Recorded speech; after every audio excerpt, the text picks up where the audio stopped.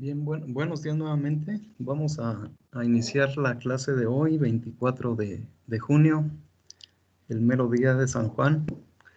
Felicidades a los Juanes, si hay alguno aquí en el curso. Bueno, el día de hoy vamos a continuar entonces con el ejemplo de la preparación de una solución nutritiva para un cultivo de hortalizas de fruto, ¿no? La clase pasada empezamos a ver de qué se trataba y bueno, hoy la idea es terminar con este ejercicio. Bueno, voy a subir la presentación.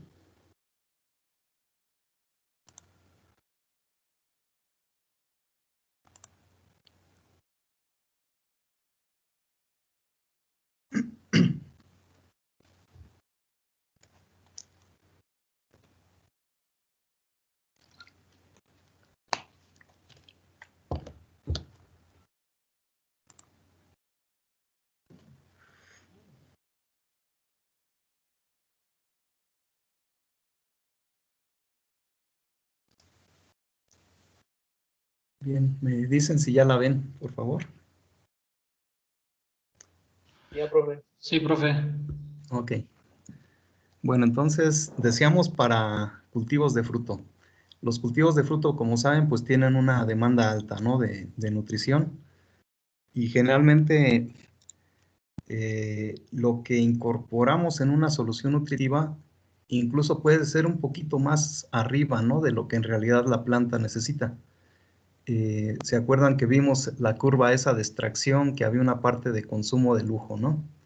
Se puede decir que las soluciones nutritivas nunca están en el límite inferior, ¿sí? Sino que siempre se agrega un poquito más, a lo mejor dentro de ese rango de consumo de lujo, pero es para garantizar que no vayamos a tener alguna deficiencia, ¿no?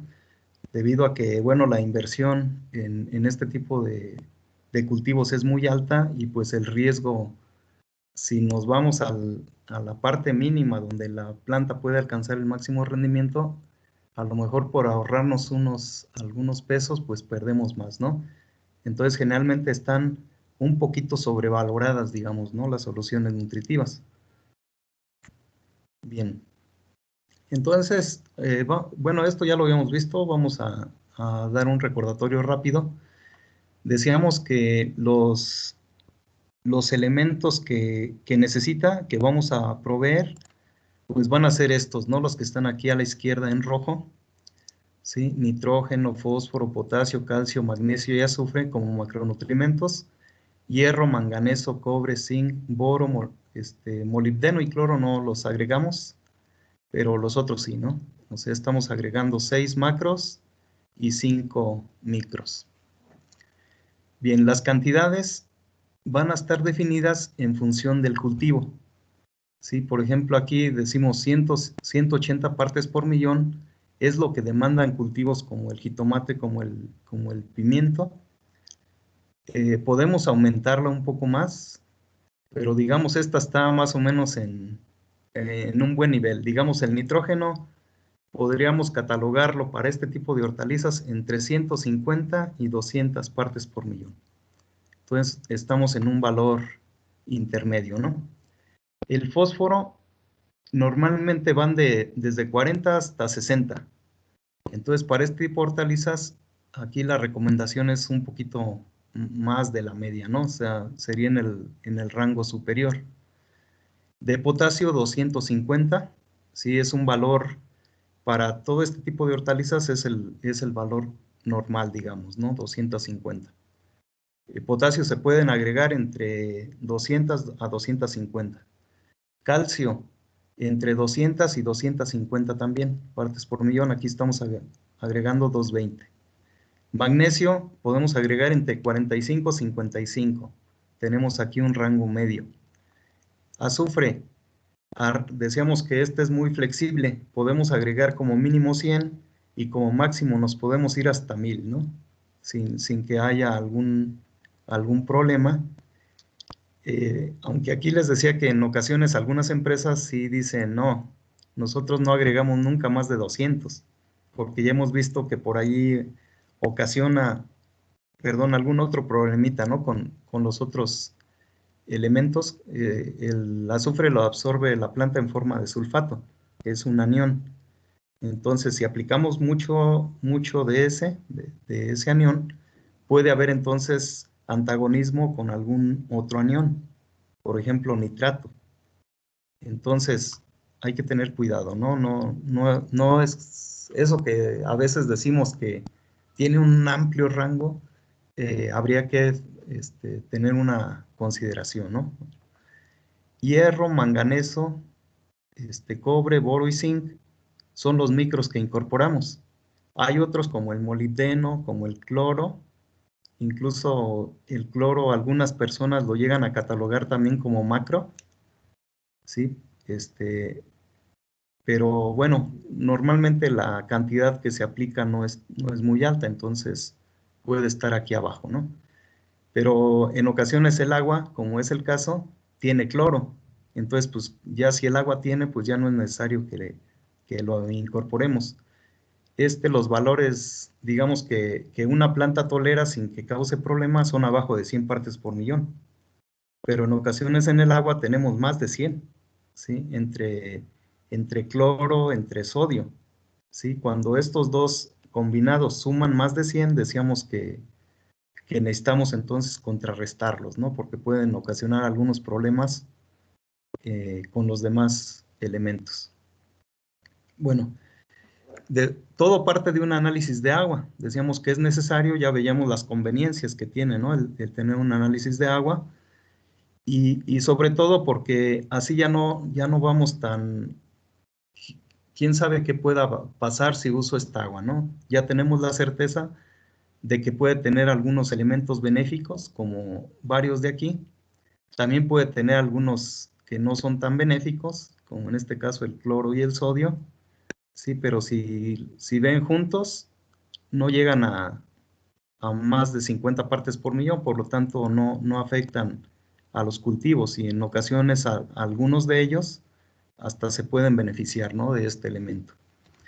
Bueno, lo que está en azul, digamos, son, bueno, las cantidades que en partes por millón que el agua tiene, ¿no?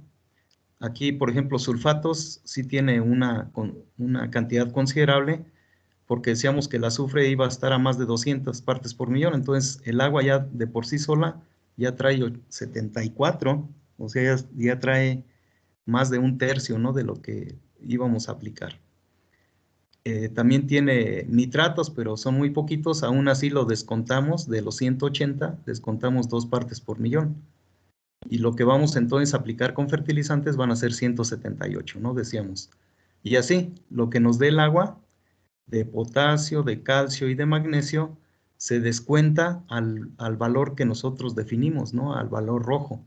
Se lo descontamos y el cálculo que vamos a hacer de los fertilizantes va a ser el restando, ¿no? A la concentración inicial le restamos lo que aporta el agua y es lo que vamos a calcular. Y bueno, la clase pasada, bueno, antes definir los fertilizantes, ¿no? Aquellos que vamos a estar utilizando, aquí están de este lado. Nitrato de calcio es la única fuente de calcio, ¿sí? Todo el calcio que ocupa la solución, esos 220 partes por millón menos lo que tiene el agua, lo vamos a utilizar con nitrato de calcio. Fosfonitrato, ¿sí? Eh, nos va a proveer también nitrógeno y un poquito de fósforo, ¿sí? ¿Qué cantidad? Solamente esta que está en azul, ¿no? Esta es la fórmula que trae el envase 330300, pero recuerden que estos dos, el 03 y el 00, es fósforo equivalente y potasio equivalente, lo que veíamos la clase anterior, ¿no? Ya en fósforo puro es 1.3 y bueno, no tiene potasio. Ácido fosfórico, esta va a ser la principal fuente de fósforo, dado que el anterior pues da muy poquito, ¿no? Entonces de fósforo vamos a utilizar el ácido fosfórico, ¿sí? H3PO4, no tiene cargas, la densidad que tiene cuando la pureza es del 85%. Después tenemos el sulfato de potasio, ¿sí? Va a tener entonces 51 de K2O más 18 de azufre de puro. Entonces ya convertido a potasio puro son 43.3, ¿no? Y así, sulfato de magnesio, lo vamos a calcular mediante la fórmula química. Sulfato ferroso lo mismo, sulfato de manganeso, sulfato de cobre, ácido bórico. La planta lo puede absorber así, como ácido bórico, o bien como borato. El borato es BO4, ¿sí? Pero lo puede absorber también como ácido bórico. Sulfato de zinc, entonces aquí está la fórmula también, y ácido sulfúrico que lo vamos a utilizar para contrarrestar los carbonatos porque el agua tenía, ¿no? Bueno, estos valores de la derecha ya son los resultados después de los cálculos, ahorita los vamos a ver. Bueno, habíamos iniciado entonces la clase pasada con el cálculo del calcio. Vamos a utilizar la fórmula química, ¿sí? KNO3 dos veces, el calcio tiene valencia 2, por lo tanto decíamos que por cada calcio se tienen que unir dos nitratos, el nitrato nada más tiene una carga, ¿sí? Por eso son dos partículas o dos moléculas de nitratos por cada átomo de calcio, ¿no? que participa en este compuesto. La necesidad de las plantas 220, pero el agua nos aporta 113, por lo tanto nada más tenemos que formular 107 partes por millón. Y ya tenemos entonces, hay una molécula de calcio, perdón, un átomo de calcio, son 40 por 1, 40 gramos. Bueno, el gramo lo vamos a poner, ¿no? Para convertir esto a unidades de moles. De nitrógeno hay 2, el paréntesis influye en estos elementos de adentro, por lo tanto hay 2 nitrógenos, pesa 14, serían 28.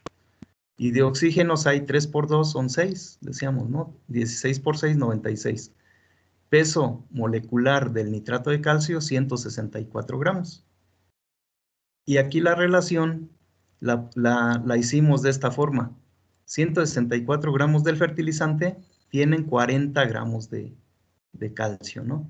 Y tendrían 28 gramos de nitrógeno. El oxígeno pues no nos interesa porque la planta lo tiene de otros medios, ¿no? Entonces ya hicimos el cálculo de cuánto fertilizante de nitrato de calcio se necesita y con eso completamos todo el calcio. Después, como también tiene nitrógeno, entonces calculamos cuántas partes por millón de nitrógeno se aportaron con estas 439 gramos de fertilizante, ¿no? Resulta que son 75. A eso se lo descontamos a los 178 que necesitábamos, ¿no? Ya también descontando el aporte del agua. Entonces nos faltarían 103. Y esos los vamos a calcular con el fosfonitrato, y aquí está la relación, ¿no? ¿Sí? En este caso es con porcentaje, porque viene la fórmula de fertilización. 33, 1.3 ya puro y 0,0, ¿no? Entonces, por cada 100 gramos de fertilizante entran 33 gramos de nitrógeno. En 103, entonces, ¿cuánto ocuparíamos? 312. ¿Sale? Entonces ya tenemos aquí dos fuentes de nitrógeno y ya tenemos cubierto el nitrógeno total, ¿no? Al mismo tiempo entra un poquito de fósforo. Decíamos 100 gramos tendrían 1.3 ya de fósforo puro. En los 312 que calculamos habría 4 partes por millón de fósforo. Recuerden, ¿por qué son partes por millón? Si estos gramos los ponemos en mililitros, gramos en mililitros son partes por millón, ¿no? Y así lo vamos a estar manejando porque vamos a prepararlo en un depósito, o primero el cálculo lo vamos a hacer para un depósito de mililitros. Bueno, calculando el resto del fósforo, ¿sí? Con ácido fosfórico. Y aquí si recuerdan, necesitábamos hacer, primero calcular como si el ácido fuera puro, ¿sí? Entonces, de 98 gramos que pesa todo el compuesto, el compuesto ¿no? Del ácido fosfórico pesa 98 y hay 31 de fósforo. Entonces, por cada 98 entran 31. En 56, que es el fósforo que necesitamos agregar, entran 177 gramos de ácido, pero si fuera puro. Y decíamos, como no viene puro, viene al 85% de pureza, entonces vamos a hacer una regla de 3 inversa. ¿Sí? 177 son 100, entonces en 85, si hacemos la regla de 3 normal, aquí sería menos. ¿Y cómo va a ser menos si está diluido? No tiene que ser más. Entonces, usando esa lógica, pueden ustedes recordar. Entonces, se hace la regla de 3 inversa, sería 177% entre 85. Y ya nos da la cantidad 208 gramos al 85%, ¿no? Como viene líquido y usamos la densidad y decíamos que este tiene una densidad de 1.7. Entonces, 1 mililitro tiene 1.7 gramos. Entonces, en 208, ¿cuántos mililitros hay? 122, ¿no? Entonces, y con eso ya vimos lo que hay de fósforo. Después, creo que ahí nos quedamos, ¿no? La clase anterior. Después vamos a calcular el potasio. De potasio, la planta ocupa 250, pero el agua aporta 8, por lo tanto nos faltan 242. No vamos a usar la fórmula química, sino la fórmula de fertilización, que en este caso es 0,051 más 18, convertido al elemento puro, 0,042.3, 18. 18 de azufre, y ya este sería el potasio, ¿no? Y entonces, siempre que nos pongan la fórmula de fertilización en el envase, vamos entonces a utilizar esa cantidad que nos marca ahí. Porque si usamos la fórmula química, que también así lo podemos calcular, ¿no? Por ejemplo, sulfato de potasio es K2SO4. Pero ahí puede tener o no agua, decíamos, ¿no? Entonces, en función de eso puede variar la cantidad de potasio real. Entonces, cuando nos dan la formulación ya en el envase, es mejor agarrar esta, ¿no? Entonces, aquí la relación va a ser, por cada 100 gramos de fertilizante, entran 42.3 gramos de potasio, ya puro. En 242 que necesitamos, entonces, ¿cuánto fertilizante va a ser? Y hacemos la regla de 3, ¿no? Y serían 572 gramos. Esto por cada 1000 litros. Y ya sacamos este valor. Como aporta un porcentaje de azufre, también entonces lo calculamos así. Cada 100 gramos de fertilizante aportan 18 gramos de azufre. En 572 que vamos a ocupar, se entran 103 gramos de azufre. En 1000 litros serían 103 partes por millón. Entonces, esto lo vamos a sumar a lo que nos aportó el agua. Y así vamos a ir sumando el azufre de todos los fertilizantes que lo contengan, ¿no? Luego viene el magnesio. El magnesio no trae la formulación en el envase, o ya se le borró. Les decía que se le conoce a esta como sal de Epsom. Y cuando es sal de Epsom, normalmente trae 7 moléculas de agua. Entonces aquí hacemos el cálculo con la fórmula química. Decíamos que se necesitaban 50 en la planta, 50 partes por millón, pero el agua aporta 34, por lo tanto nos hacen falta solo 16. Y entonces hacemos esta relación. Primero sacamos el peso molecular del compuesto. Entonces aquí tenemos un átomo de magnesio, pesa 24, pues serían 24.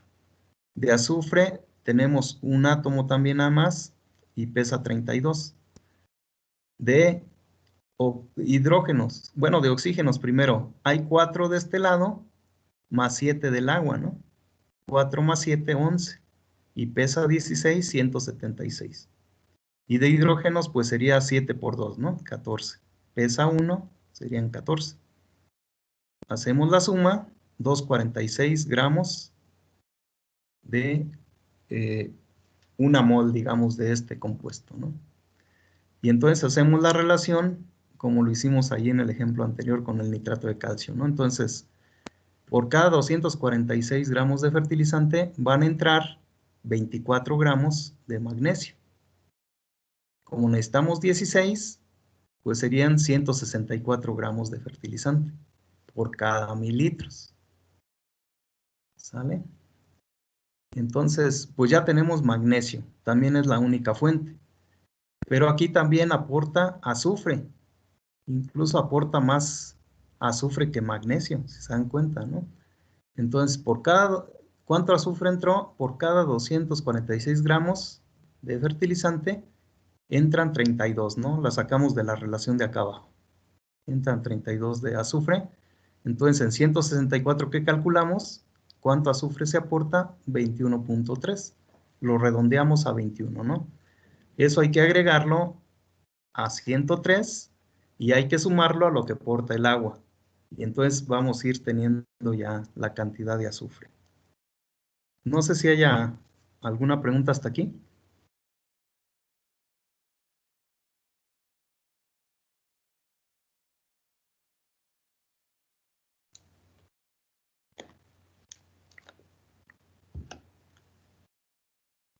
¿O se va entendiendo cómo van los procedimientos?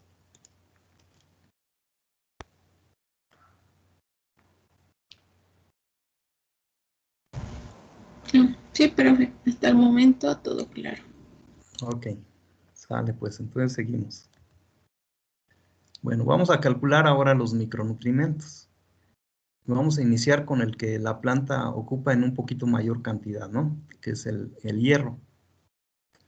Aquí también puede venir, entonces en el costal puede venir la fórmula de fertilización o si no, usamos la fórmula química.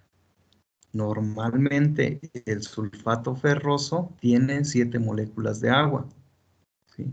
Pero puede ser también que en el envase te diga, para una marca en especial, te diga FeSO4 con 5 moléculas de agua, ¿no? Entonces, esta cantidad que aparece aquí va a ser más baja si solamente hubiera 5 moléculas de agua, ¿no? Entonces hay que tener cuidado en eso, ¿sí? Por eso es más conveniente a veces usar la fórmula del fertilizante, ¿no? Pero si no la trae, entonces recurrimos a la fórmula química, que normalmente es así, ¿no? Entonces, de hierro solamente hay un átomo, de azufre hay un átomo, de oxígenos hay 4, más 7 otra vez 11, y de hidrógenos otra vez 14, ¿no? Y ahí está, ya están los pesos de cada uno, nos da 278.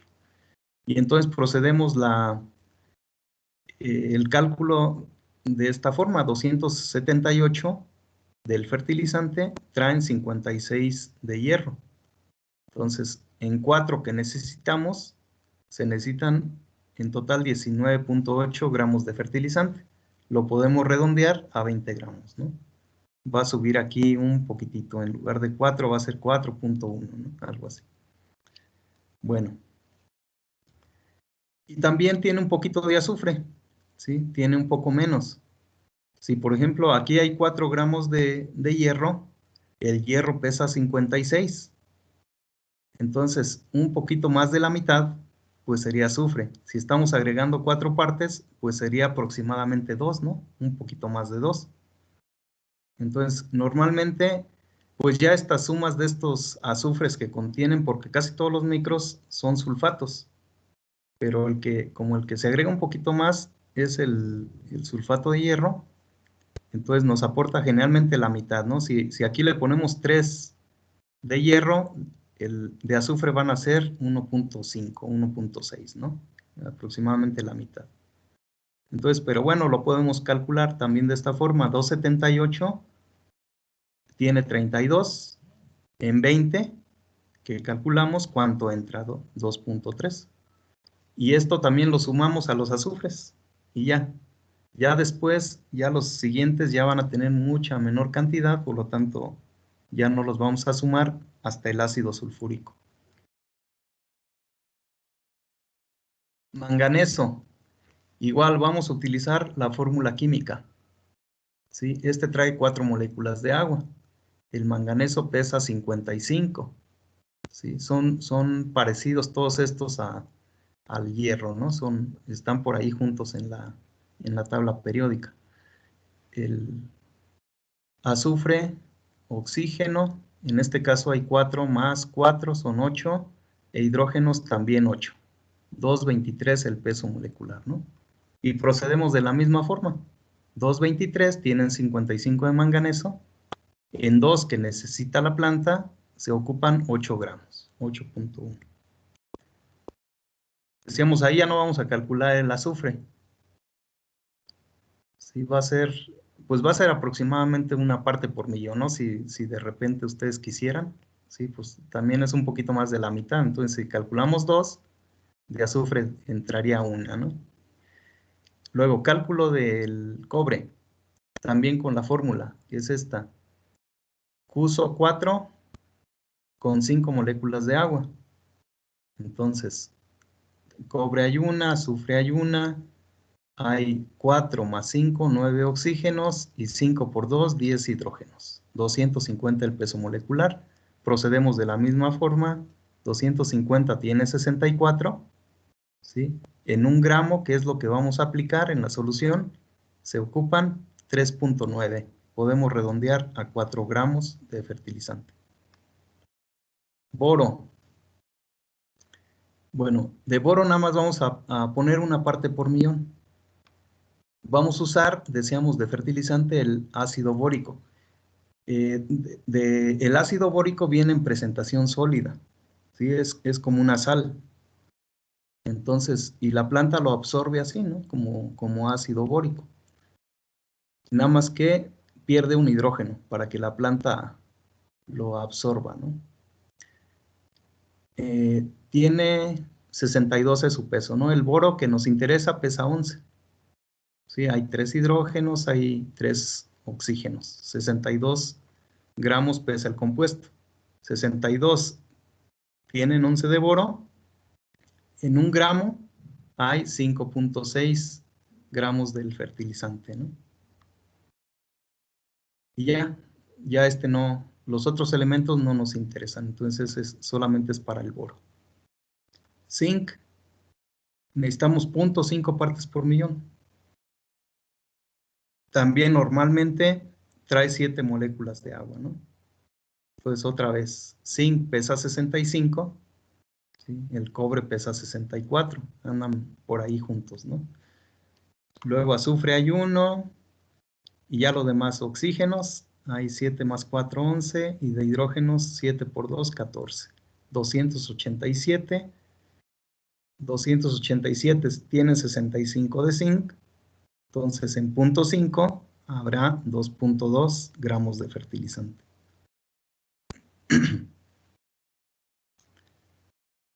Si quisiéramos contabilizar azufre, bueno, 65 prácticamente es el doble de 32, entonces de azufre habría 0.25, ¿no? Si queremos ser muy precisos en el azufre. Pero ya es muy poquito, ¿no? Lo que aportan estos últimos fertilizantes. Nos falta, bueno, ya hasta aquí ya están todos, ¿verdad? Ya tenemos el manganeso, ya habíamos hecho el cobre, perdón, el hierro, ya tenemos el manganeso, el cobre, el boro y el zinc, son 5. Decíamos que molibdeno no lo vamos a agregar porque normalmente viene en el agua o vienen como impurezas con estos fertilizantes. De donde extraen esto no tienen una pureza del 100%, por lo tanto a veces traen residuos de algunos otros elementos y uno de ellos es manganeso. Y bueno, cloro había en el agua, entonces no lo vamos a agregar, ¿no? Bueno, nos hace falta neutralizar bicarbonatos. Aquí en esta fase vamos a irnos un poquito con cuidado. Resulta que el análisis del agua nos reportó que hay 3.6 miliequivalentes por litro de bicarbonatos. También por ahí veíamos, cuando vimos lo del análisis de agua, que cuando el pH del agua está por arriba de 8.2, vamos a tener bicarbonatos y carbonatos, hasta alrededor de 12, ¿no? En pHs arriba de 12 Ya nada más va a haber carbonatos. Entonces aquí el pH era de 7 punto y tantos. Entonces no hay carbonatos, ¿sí? Solamente bicarbonatos. Tanto carbonatos como bicarbonatos necesitamos neutralizarlos con ácidos. Normalmente utilizamos ácidos fuertes. ¿Cuáles ácidos fuertes podemos utilizar? Ácido fosfórico, ácido sulfúrico, ácido nítrico y ¿cuál otro? Puedes usar ácido clorhídrico, ¿no? También.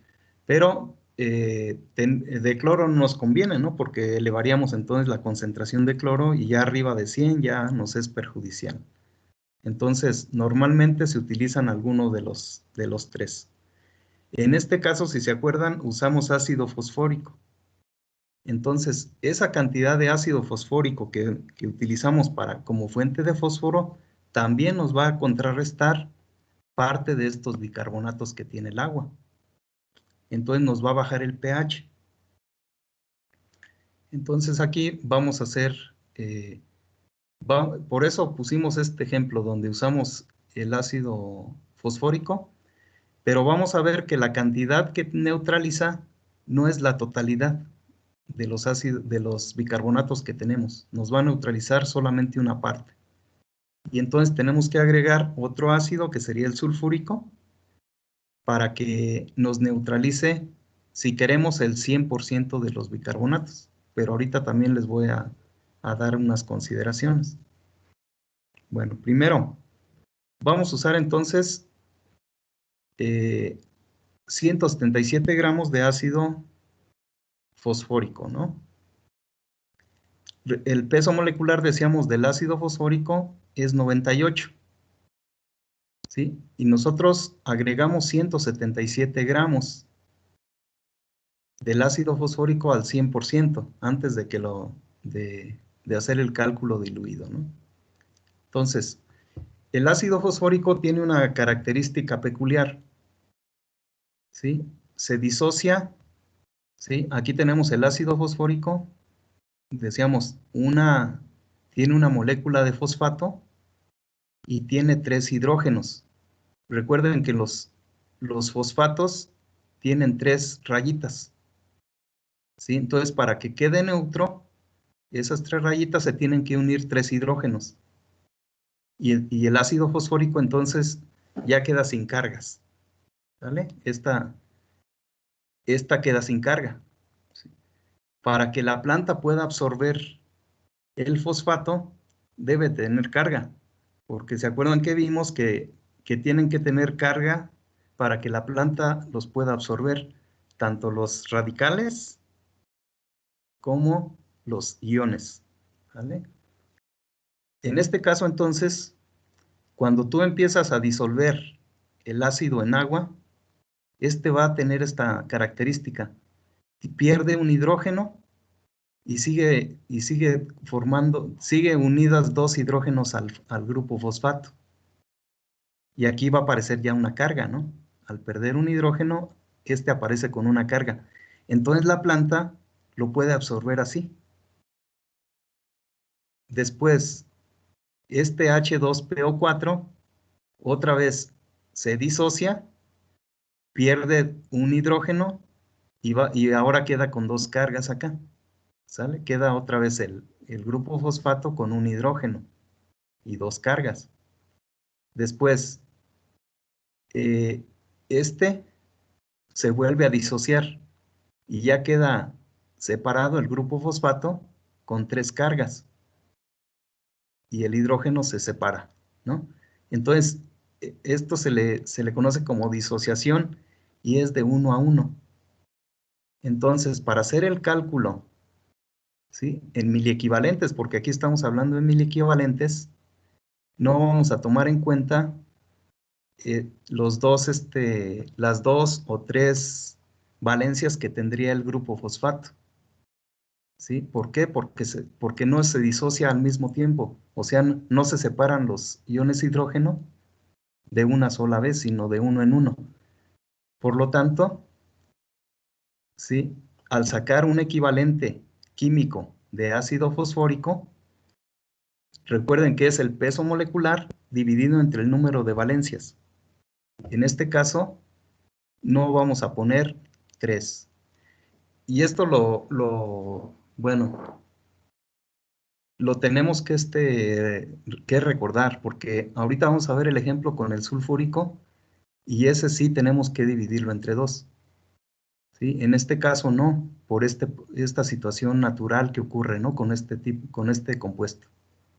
¿Sale? Entonces, a la hora de calcular, para ver cuánto bicarbonatos nos neutralizó, no se divide entre 2 y mucho menos entre 3, ¿no? Se divide solamente entre 1. Entonces, un equivalente químico de ácido fosfórico, sí, va a ser 98 peso molecular entre 1, por esto de que disocia de 1 en 1.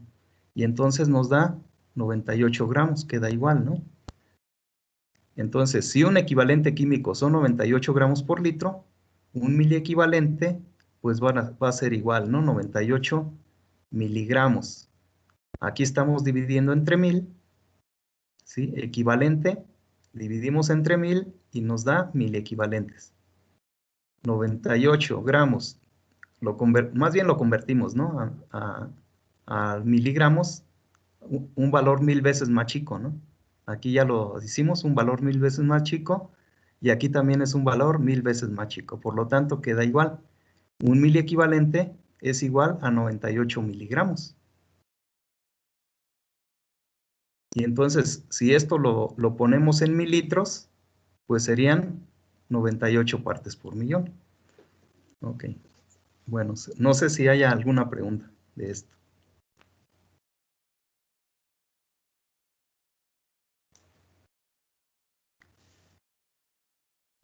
Profe, a mí me Dígame. quedó duda por qué se dividía entre 1. Bueno. Ok. Porque se disocia de 1 en 1. O sea, tú lo pones en el agua y no va a perder los 3 hidrógenos de un jalón, sino que los va a perder más lentamente, de 1 en 1. Y por esta acción, entonces, vamos a considerar como si no tuviera valencias, ¿no? El ácido fosfórico. Bueno, o este ácido ortofosfato diácido, sería este compuesto, el que tiene ya una carga, y el ortofosfato ácido, ¿sí? Que tiene 2 cargas. Como van perdiendo los hidrógenos por separado, o sea, tienen que ir haciendo esta transformación de 1 en 1.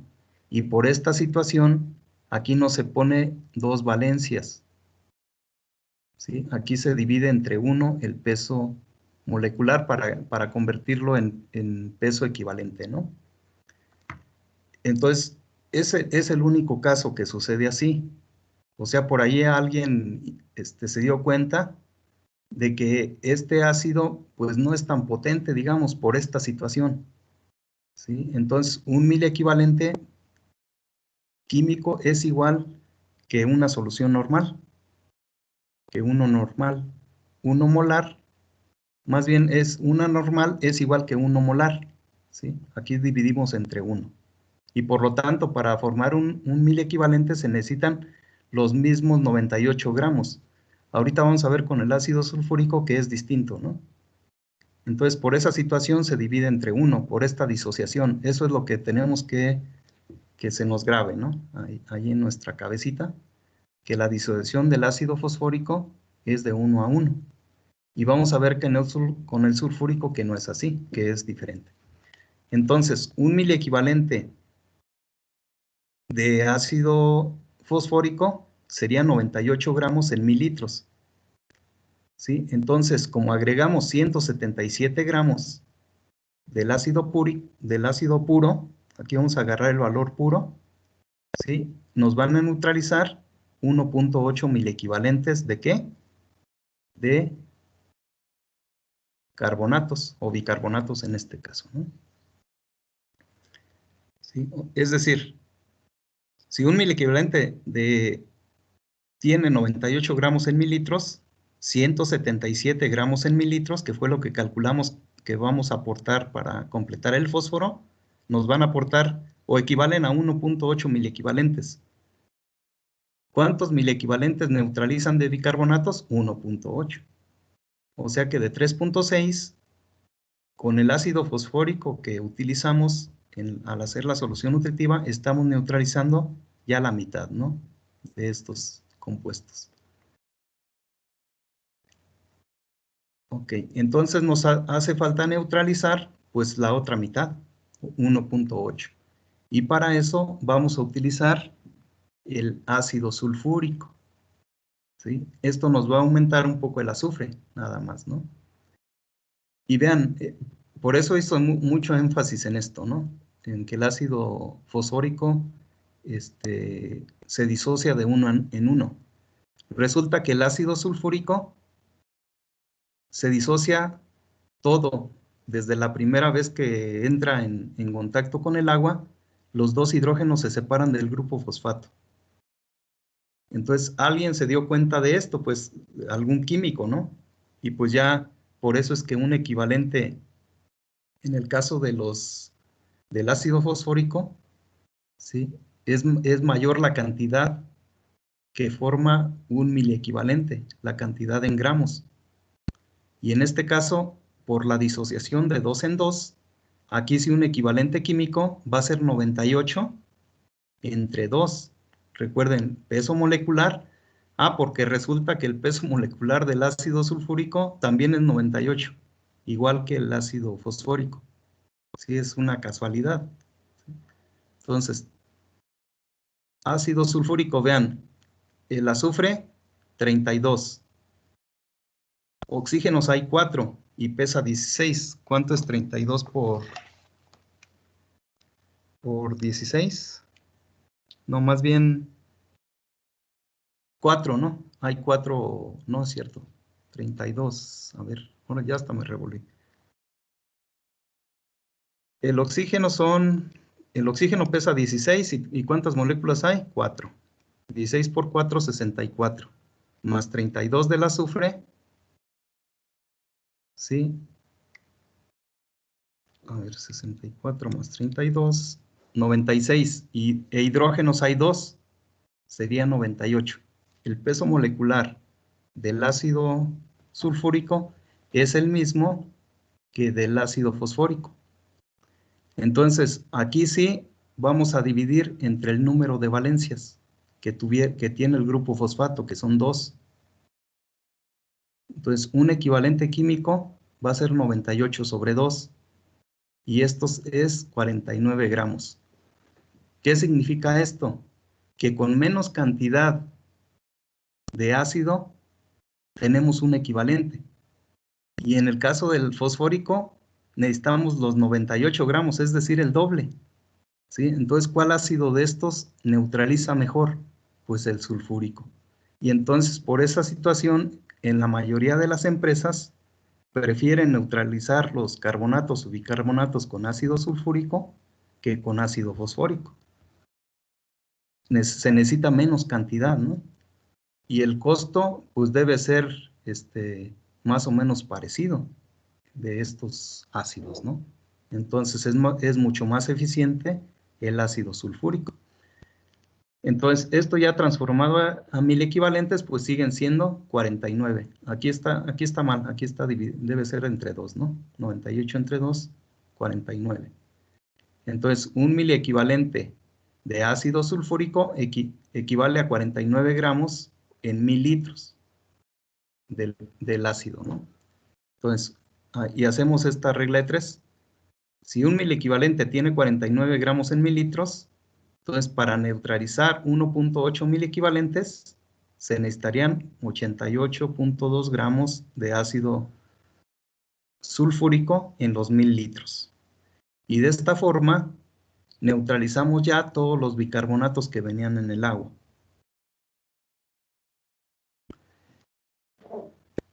¿Cuál es la recomendación? Siempre que el agua tenga cierta cantidad de estos compuestos, que pueden ser carbonatos o bicarbonatos, si aquí tuviéramos carbonatos también, por ejemplo, que hubiera un miliequivalente de carbonato, se suman. Sería 3.6 más 1, serían 4.6. Y entonces los que habría que neutralizar serían 4.6.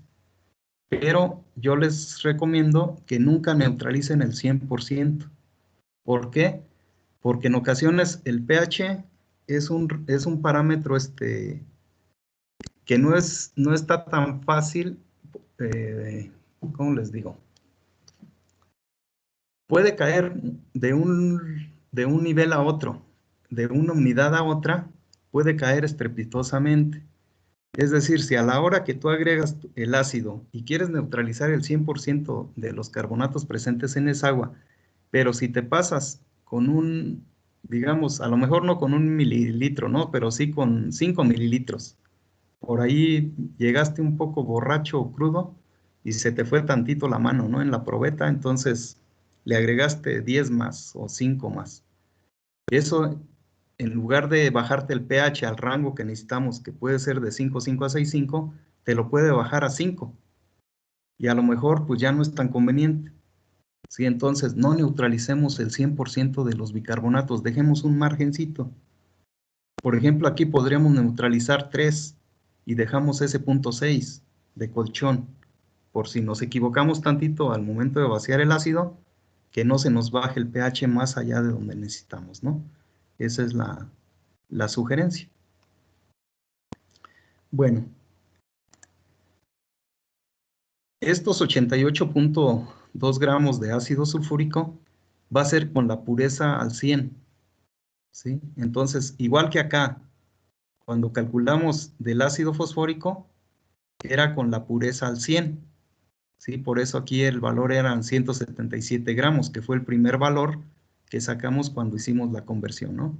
Antes de agarrar al 85%. Entonces los cálculos se hacen con el valor al 100. Pero como el ácido no viene al 100%, entonces aquí es donde vamos a aplicar la regla de 3 inversa y la densidad. En este caso, la pureza del ácido sulfúrico es del 77%.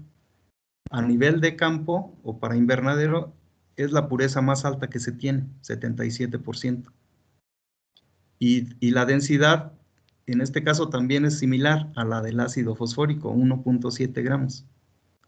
Esta concentración, si viene al 65%, aquí va a bajar la densidad, ¿no? Porque va a tener más agua. Bueno, aquí fue la misma. Bueno, ¿qué hay que hacer ahora? Pues hacer la conversión, ¿sí? 88 gramos de ácido al 100%, ¿sí? Al 77%, ¿cuánto ácido necesitamos? Acuérdense, regla de 3 inversa. Está diluido, se va a ocupar mayor cantidad, ¿no? Entonces, 88 por 100 entre 77 nos da 114.5. Entonces, y usamos ahora la densidad para convertir a mililitros. Entonces, si 1 mililitro tiene 1.7 gramos, en 114.5, ¿cuántos mililitros se ocupan? 67. Entonces, ahí ya estamos contrarrestando todos los bicarbonatos, ¿no? Al agregar estos 67 mililitros más de ácido sulfúrico. ¿Alguna pregunta hasta ahí?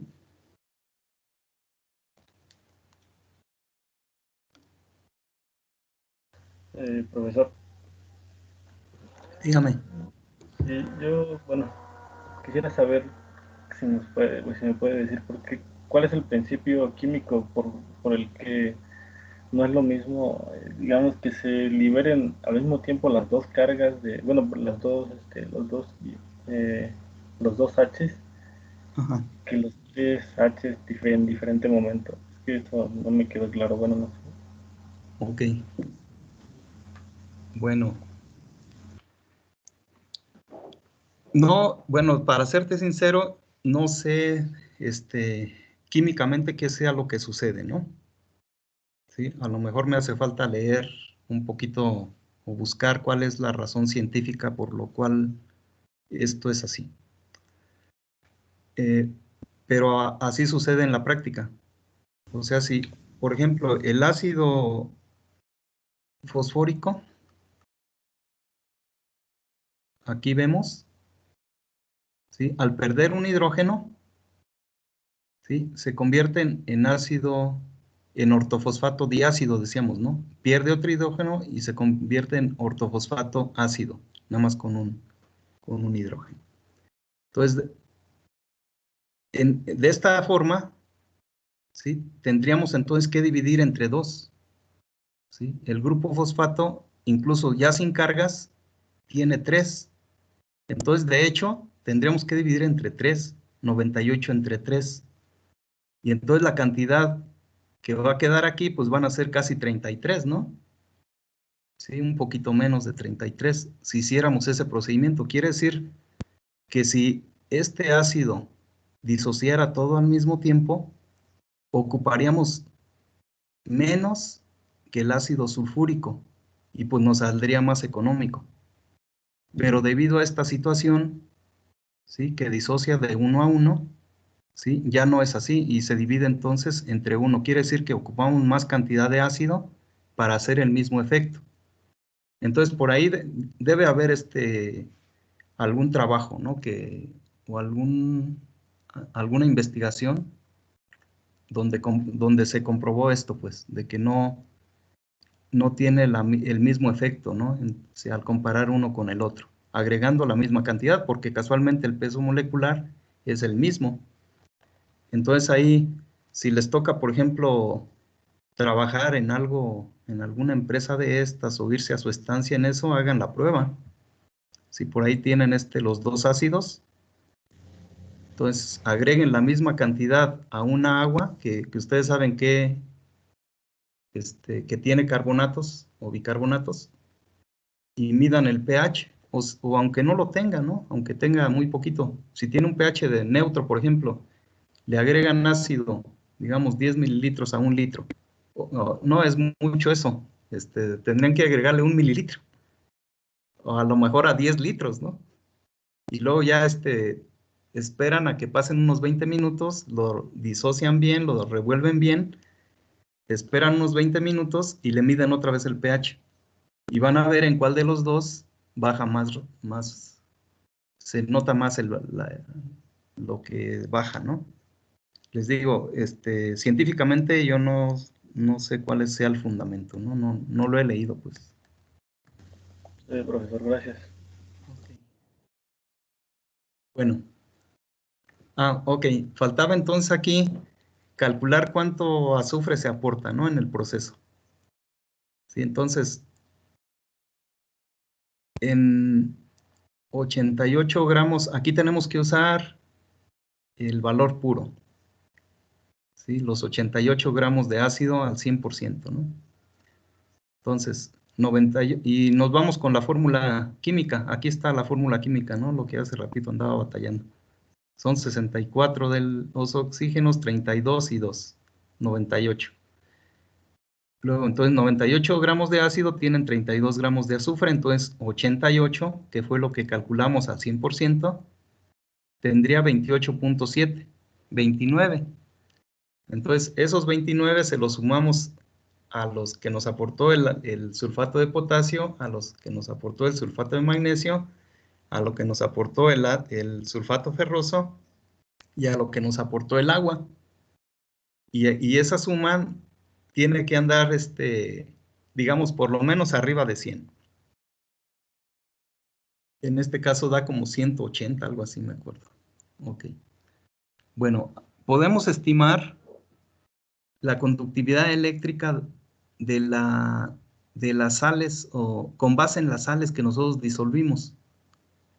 ¿Sí? Y tomando de referencia, ¿se acuerdan que cuando vimos formas de expresar concentraciones, vimos que 1 milimo por centímetro, que es lo mismo a decisiemens por metro, equivale a alrededor de 850 gramos de sales en mililitros? ¿Sí? Entonces, si nosotros sumamos todos los fertilizantes que utilizamos aquí, ya después del cálculo, ¿sí? Tenemos 1792 gramos en mililitros, recuerden. Sumamos todos y tenemos 1792. Si nosotros dividimos 1792 entre 850, nos va a dar más o menos la conductividad eléctrica que que tendría nuestra solución nutritiva. En este caso son 2.1 decisiemens por metro, pero el agua tenía 0.9, ¿sí? Entonces sumaríamos lo de los fertilizantes más lo del agua y nos da una conductividad de 3.02, lo cual para este tipo de cultivos está cercana a lo ideal, ¿no? ¿Sí? Entonces, vemos que pues es coherente, ¿no? Con lo que en teoría la planta está absorbiendo. Entonces, es una forma de estimar, ¿sí? Si lo que estamos incorporando de fertilizantes puede ser adecuado o no para el cultivo, ¿sí? Si aquí, por ejemplo, tuviéramos un cultivo que no demande tanto nutrimento, por ejemplo, lechuga, y si utilizamos esta concentración, pues estaríamos perdiendo mucho fertilizante, ¿no? Ahí sí sería casi el doble, porque la lechuga prospera desde 1.5, muy bien. Entonces, les digo, pues es algo como para comprobar, ¿no? Si tu solución quedó adecuada. No sé si haya alguna pregunta.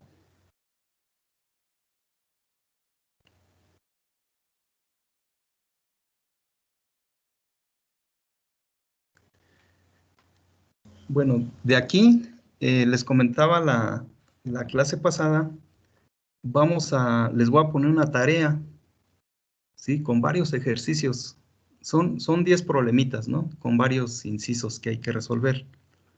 Entonces, para evaluar, de hecho, esta parte en un examen, pues sería muy difícil, ¿no? Por los tiempos. Entonces, mejor les dejo una tarea y acordamos, digamos, ¿cuándo me la entregan? Pueden ser 2 semanas. Entre las 2 semanas tenemos una sesión para algunas dudas que pudieran surgir de los problemitas. No tenemos dudas hasta que nos enfrentamos al problema, ¿no? A tratar de resolverlo.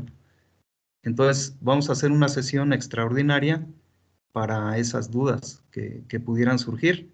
Y ahí, por ejemplo, si varios de ustedes, por decir, me dicen, el problema 4, profe, no le hallamos cómo resolverlo.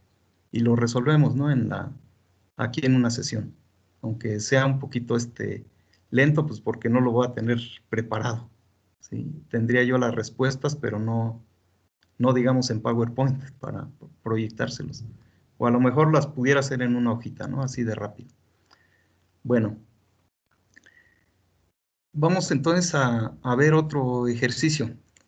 Ahora con un cultivo menos demandante, ¿no? Vamos a hacerlo con un cultivo de lechuga. Entonces voy a subir la otra presentación. Profe, yo tengo una duda. Dígame. ¿Todos los cálculos se hacen para 1000 litros de agua? Ah, ok. Sí, es buena pregunta. Lo vamos a hacer siempre para 1000 litros, porque así, como estamos poniendo la unidad de gramo, para que automáticamente se convierta en parte por millón, serían gramos en 1000 litros, ¿sale? Si tú pones gramos en 100 litros, ya no son partes por millón. Si pones gramos en 500 litros, ya no son partes por millón. Si pones gramos en 2000 litros, tampoco. Tiene que ser gramos en 1000 litros. Entonces, la base de todo esto siempre va a estar en 1000 litros, ¿sale? Y nos da directo, para no tener que hacer algún ajuste, ¿no? Ahí. Esa es entonces la recomendación. ¿Y qué sucede si, por ejemplo, nuestro tinaco es de 1200 litros? Porque hay algunos así, ¿no? De los que tenemos en casa. O hay de 1100 litros o de 1200. Digamos, son los comunes, ¿no? De 1000, 1200, 1100. Entonces, si tenemos uno de 1200, ¿qué harías? De una vez a ti mismo que preguntaste.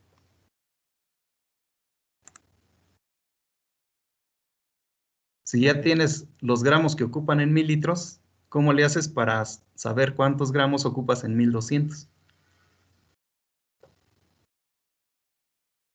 Pues sería una regla de 3 directa. Exactamente, así de sencillo.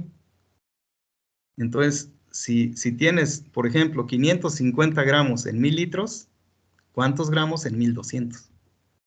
O para hacértela más fácil, multiplicas 550 por 1.2. Si tienes una cisterna de 10,000 litros, pues ese valor por 10.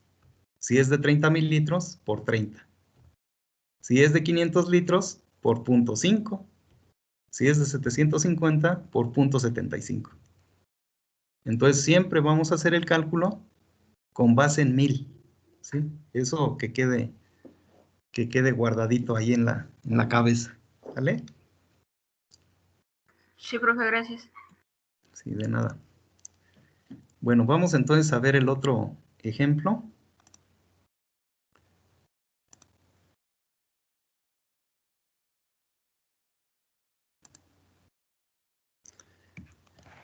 Bueno, para un cultivo menos demandante, ¿no?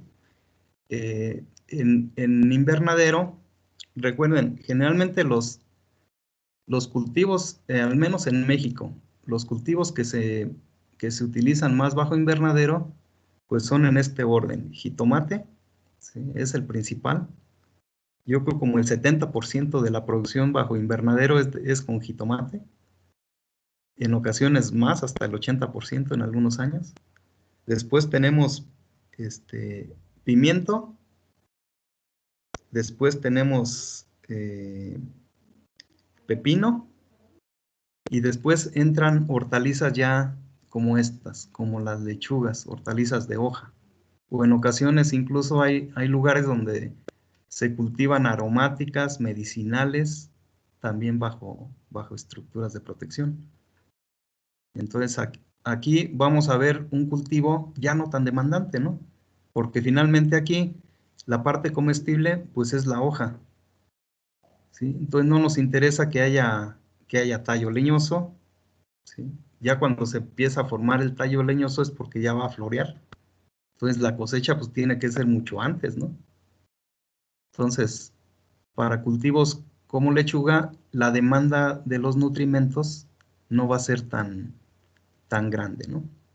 Podemos tener dentro de un invernadero algo como la foto esta que vemos aquí. Vean, aquí al fondo hay jitomates, ¿sí? Después hay pimientos, ¿sí? Y luego ya en otras secciones pues empiezan ya los de hoja, ¿no? Incluso puedes tener de inflorescencia, puedes tener no sé, de bulbo, de muchos, ¿sí? El problema sería que tuvieras seccionados tus sistemas de riego y entonces tendrías que tener una fuente de abastecimiento para estos que demandan una mayor cantidad de nutrimentos que para los que demandan menos, ¿no? Para no estar gastando de más. Cuando hacemos, por ejemplo, prácticas acá en los invernaderos de nosotros, en campo, a veces sí metemos varias especies y en el mismo invernadero tenemos jitomates, tenemos cebollas, tenemos lechugas, ¿no? O incluso pepinos o alguna otra. A veces metemos cuatro especies, pero nuestro sistema de riego es común. Entonces le estamos dando mucha nutrición a los que no necesitan tanta y en ocasiones llegan a tener, por ejemplo, las lechugas un sabor un poquito más amarguito. Esto puede ser debido al exceso de algún elemento, ¿no? Aquí está la planta absorbiendo, bueno, como tiene mucha comida, pues absorbe más. Y no podemos seccionar porque, bueno, el sistema de riego es común, ¿sí? No lo podemos estar, ahora vamos a regar solamente la lechuga, cuando aquí mismo está el jitomate, ¿no? Entonces, es el único inconveniente, pues, cuando tenemos una miscelánea, que esto es lo de huerto comercial, por ejemplo, el doctor Esaú da esa materia de optativa, ¿no? Y en un invernadero, pues, puedes tener un montón de especies, unas 10 especies, con diferente demanda nutrimental. Entonces, la lechuga es de demanda baja, ¿no? De medio hacia abajo. Si tienes cultivos, por ejemplo, como cilantro, como rabanito, a lo mejor lechuga baby, cultivos que se dan en muy poquito tiempo, a veces en 30 días ya están. ¿sí? La lechuga baby en 23 días, 25 días ya está lista. Entonces, la demanda pues es mucho menor, ¿no? ¿Sí? Entonces, dependiendo de la característica de la planta, de la estructura que va formando, pues va demandando más nutrimentos o menos nutrimentos, ¿no? Eso suena lógico, ¿no? Entonces aquí, el ejemplo de lechuga, igual vamos a partir primero por un análisis de agua, ¿sale? En el anterior, por ejemplo, el análisis de agua nos daba una conductividad de 0.9, si recuerdan, ¿sí? Aquí la conductividad va a ser de 0.41, es decir, que tiene menos sales, ¿no? que el caso anterior. Pero el pH, vean, allá nos daba de 7 punto y feria, aquí nos da 8.4, ¿sí? Entonces quiere decir, es un pH elevado. Entonces, ¿cómo andan entonces aquí las relaciones de los aniones y de los cationes? Decíamos, el agua de manera natural, si no está alterada por el hombre, tiene un equilibrio. Y ese equilibrio lo podemos nosotros interpretar en los aniones y los cationes, pero de los macros. Los micros no figuran tanto, porque es tan poquita la cantidad que hay que no se acerca al porcentaje, ¿no? No se acerca a 1000 equivalentes. Bueno, aquí el análisis nos dijo lo siguiente: nitratos, casi nada, ¿no? 0.01. Esto es como no tomarlo en cuenta. ¿Sí? 0.1 no nos va a figurar. Si la planta necesita 150, pues 0.1 no tiene nada, ¿no? Sulfatos, 0.59 mil equivalentes por litro, ¿sí? Del elemento, bueno, aquí ya estamos multiplicando para convertir a parte por millón del elemento de interés. En este caso es nitrógeno, entonces habría 0.1 para los nitratos. Y para los sulfatos habría, aquí, recuerden, tiene dos valencias, 1000 equivalentes. Siempre que hablemos de 1000 equivalentes hay que dividir entre el número de valencias, excepto en el ácido fosfórico. Entonces, 0.59 por 16, que sería 32 entre 2, 9.4 partes por millón de azufre, ¿no? Bicarbonatos, 2.29. Aquí, ¿qué elemento nos interesa? Pues todos son elementos que la planta los va a transformar, ¿no? Los toma del ambiente de forma inorgánica y los convierte en materia orgánica, ¿no? Ya dentro sí, para formar su materia seca, ¿no? Sus constituyentes orgánicos. Entonces, pues no nos interesa cuántas partes por millón hay de carbono, por ejemplo, ¿no? O de alguno de los otros. Entonces, nada más tenemos el valor, pero sí hay que sumarlo, ¿no? Aquí, a los 1000 equivalentes, a la sumatoria de los aniones. Y el otro son los carbonatos. Vean aquí, el pH está arriba de 8.2, por lo tanto hay bicarbonatos. ¿Sí? Entonces quiere decir que tenemos de los dos. Y aquí vamos a hacer entonces la suma, ¿no? Lo que no ocurrió en el ejercicio anterior. Bueno, cloro, 0.8, ¿sí? Por 35, nada más tiene una carga, entonces por 35, 28. Entonces sumamos, pero en 1000 equivalentes, no en partes por millón. Si suman partes por millón, el desbalance va a ser brutal, ¿no? O sea, no tiene nada que ver uno con el otro. Entonces, se hace la sumatoria en los 1000 equivalentes. Y aquí hay 4.1. Después de los cationes, tenemos sodio, tenemos potasio, tenemos calcio y magnesio. ¿Sí? En estas cantidades. 0.42, 0.25, 1.98 y 1.5. Y lo multiplicamos por el peso atómico del elemento. ¿Sí? Cuando no tiene más de una carga, pues es el mismo, 23 en sodio, 39 en potasio, nos da casi 10, ¿no? Tenemos calcio, el calcio pesa 40, tiene dos cargas, 1000 equivalentes entre 2. 40 entre 2, 20 por 1.98, casi 40, ¿no? De calcio. Magnesio, hubo 1.5 miliequivalentes, igual pesa 24, entre 2, 12. 1.5 por 12, 18. Sumatoria de los cationes, 4.19. ¿Sí? Si esto lo dividimos entre 10, en ambos casos nos da la conductividad eléctrica. En ambos casos es aceptable. Si hay cloro, hay sodio. Se acepta ese otro parámetro.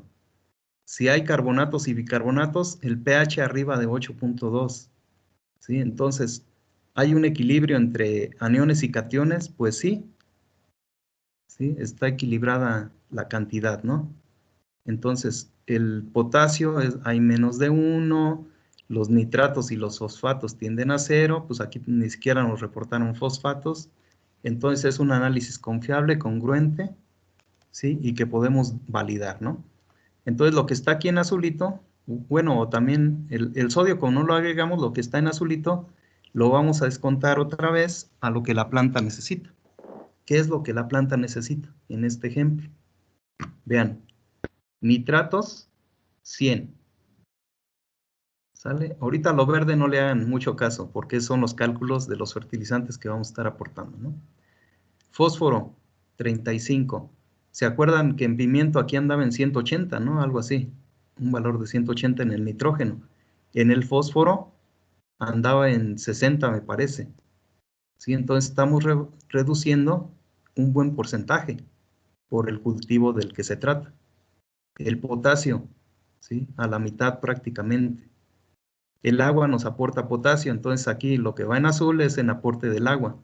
Y entonces el cálculo que vamos a hacer ya para fertilizantes va a ser el resto, ¿no?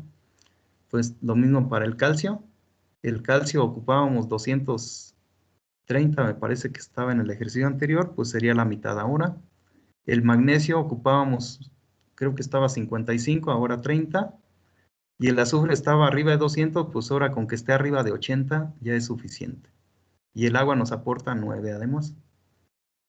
Hierro, manganeso, bueno, hierro a la mitad, un poco menos de la mitad, porque allá lo habíamos puesto a 4. Aquí va a ser 1.5 nada más. Ojo, todo podemos hacer una relación completa. Por ejemplo, usamos la solución que recomienda el doctor Felipe, que es una solución para cultivos de alta demanda. ¿Sí? Y para lechuga decimos, bueno, si yo me pongo a ver si requiere más o menos de cada elemento, pues tendría que guiarme y ir haciendo un cálculo para que quede balanceada mi solución. Pero si agarro una de las que ya existen, de las que están probadas y comprobadas en el cultivo, y ya nada más la divido entre 2, por ejemplo, les repito, la del Doc Felipe, si él recomienda 250 de nitrógeno, pues lo pongo a la mitad, ¿sí? Y así cada elemento, lo pongo a la mitad. Y con eso yo ya sé que está equilibrada, porque él, para proponerla, tuvo que equilibrarla, ¿no? Entonces, ese es un criterio. Pueden agarrar Steiner, pueden agarrar Cooper, diluidas. ¿A qué cantidad? Ah, pues sí, va a depender del tipo de lechuga, ¿no? También. Por ejemplo, ¿qué tipos son los comerciales en México?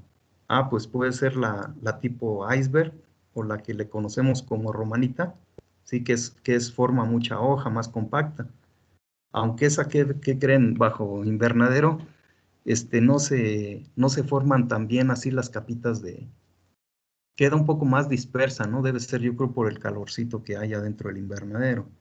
Entonces, bajo invernadero generalmente se utilizan las tipo bostos o mantequilla también se les llama, ¿no? Que sí hace repollito, pero no está tan compacto como la otra, como la romana. La romana como que es para campo, ¿no? La orejona, que es larguita, esa no está tan compacta, esa puede funcionar en invernadero, ¿sí? Pero normalmente vamos a meter cultivos que tengan un mejor precio en el mercado, recuerden, para poder sufragar los gastos de la inversión del invernadero, de la hidroponía. Entonces vamos a utilizar a lo mejor las tipo rizadas, las moraditas, aquellas que son un poco más como tipo gourmet, para poderlas vender en un mercado más selecto y que tengamos mejor precio, ¿no? Pero bueno, el objetivo sería agarrar una solución nutritiva y ponerla un poco diluida. Puede ser a la mitad, para un cultivo como estos que les comento, ¿no? Si es lechuga baby, en lugar de ponerla a la mitad, yo la pondría al 0.4. Y con eso va a funcionar. O pueden hacer experimentos. Luego por ahí salen las ideas de las tesis, ¿no? Ahora, bueno, salió una nueva variedad de lechuga baby, ¿sí? Que a lo mejor en 20 días ya está lista. Entonces, ¿cómo evalúo que en 20 días esté lista con una fertilización adecuada? Pues pruebo diferentes concentraciones. Agarro Steiner y la pruebo. No la voy a probar al 100%, no tendría sentido, pero la podría probar al 75%, al 50%, al 25%. Entonces hago 3 tratamientos y ya de esa forma veo en cuál funciona mejor. O a lo mejor pongo más tratamientos, no separados, no tan separados, sino al 40%, al 50%, al 60%, al 70%. ¿Sale? Y ya con base en ello, pues ya vamos sacando una recomendación, ¿no? Entonces, aquí se hizo el cálculo, ¿sí? No siguiendo ese criterio de a la mitad, ¿no? Sino que se hizo el balance de cada uno de los nutrimentos.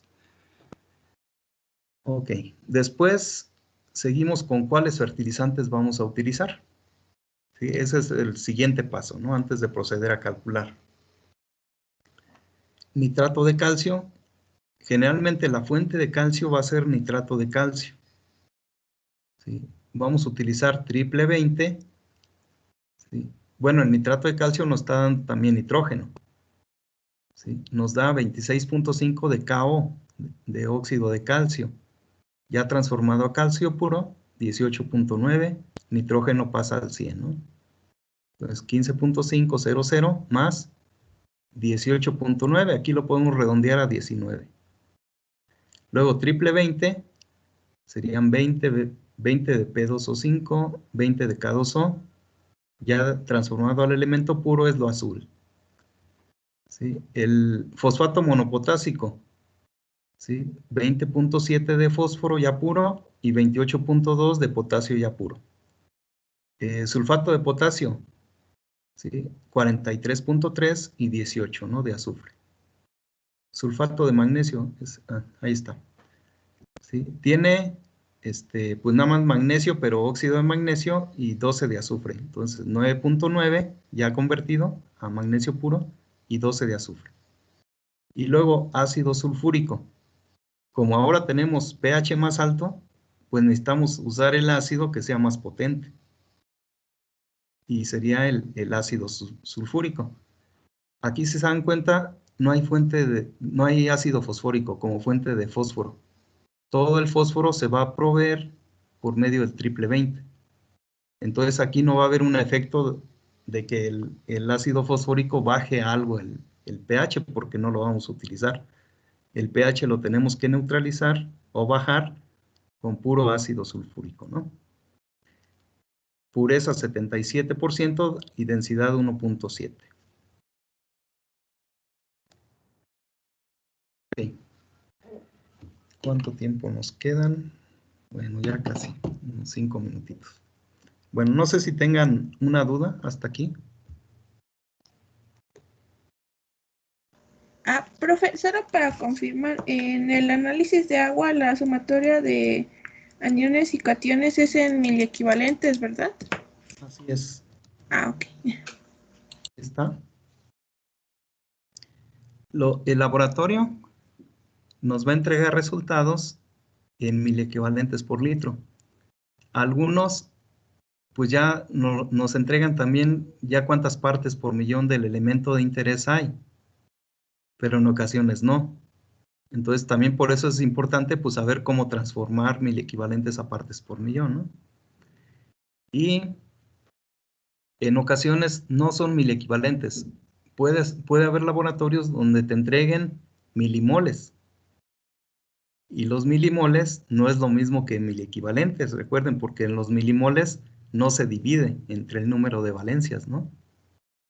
Entonces hay que tener esas consideraciones. Hay que tener mucho cuidado al revisar los resultados, si vienen miliequivalentes, si vienen milimoles, o por ahí yo acabo de ver uno que viene en centimoles. ¿Sí? Un centimol sería una centésima de mol.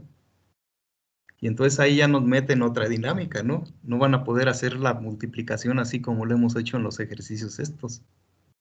Entonces, ojo con las unidades, ¿no? Que nos reporta el laboratorio. Ok. ¿Alguna otra pregunta, jóvenes? Yo tengo dos preguntas, profesor. Adelante. Bueno, lo que pasa es que nos había comentado anteriormente que se tienen que hacer las mezclas de Sí. cationes, bueno, en diferente, podría decir en diferente Depósito. como depósito, ajá. Ok.